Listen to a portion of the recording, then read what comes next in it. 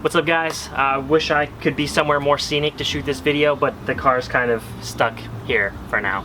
In case you missed my last video, I ended up shooting a rod through the side of the block, put a nice big hole in it, and actually had a small fire, which explains all this fire retardant stuff.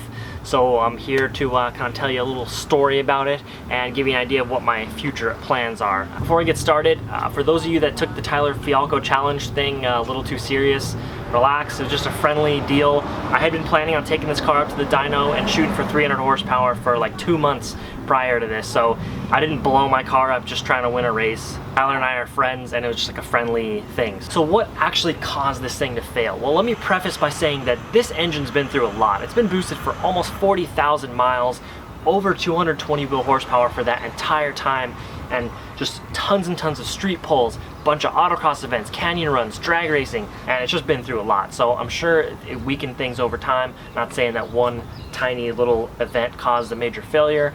I think the straw that broke the camel's back was hitting that overboost protection, which is basically like a rev limiter when the motor was spinning real fast, 6,300, 6,400 RPM, making full power. I mean, it shook the car. It was a violent event. And it hit that, and I let the motor come back down to idle, and everything seemed fine. It was idling, but I could just hear just a little ticking sound inside, so I knew something happened. And at that point I decided to pretty much call it. I was going to try to make it home. The motor was still running. Didn't really know what had failed yet. I mentioned something about oil pressure, but I don't think the flash and low oil pressure was the cause of failure.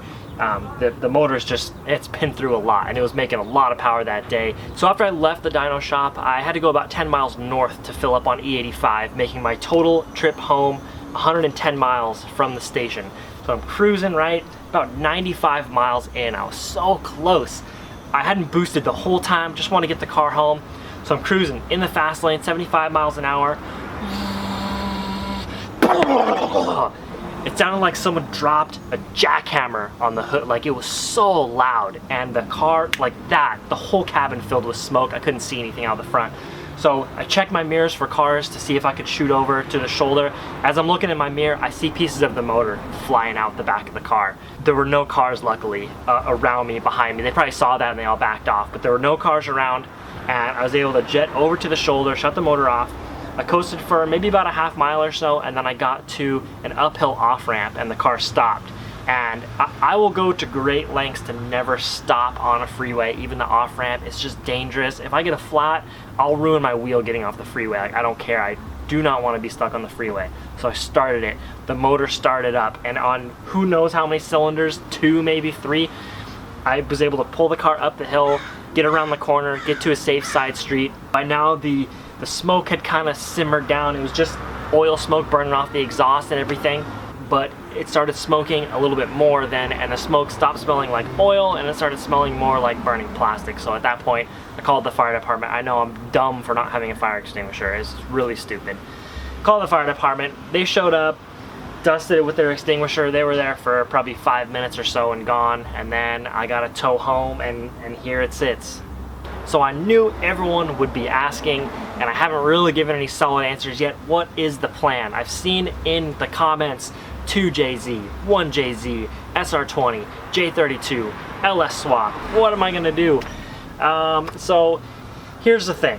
I think an SR would be really cool. I think an LS would be really cool, but I like the Miata platform, and I kind of want to put another Miata motor in it. So what I'm thinking is I'm going to get an NB motor, either NB1 or NB2, and I'm going to build it forged, because I've never built a forged engine before, and it's something I've always wanted to do, and that's what I'm ready for more power. So I'm going to put that motor in there. I want to put a 6-speed in it so it can hold more power, and we're just going to beef it up and probably probably land in the 350 wheel horsepower range, and the car's just going to absolutely rip at that point.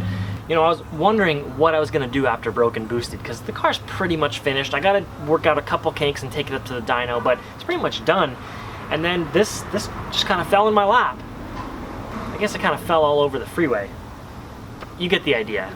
I'll get more into details on exactly how I'm going to build it kind of as the process goes along, but I'm bringing you guys with me. I hope you enjoy it. I hope you have fun. I hope you learn new stuff. I'm going to be learning new stuff as I do it. Like I said, I've never built a motor before. I'm going to be learning all kinds of new stuff, and I'm going to teach you guys what I'm learning. We're just going to both learn along the way, and it's going to be fun, and we're just going to rip some Mustangs when this thing's finished. Oh, I can't wait.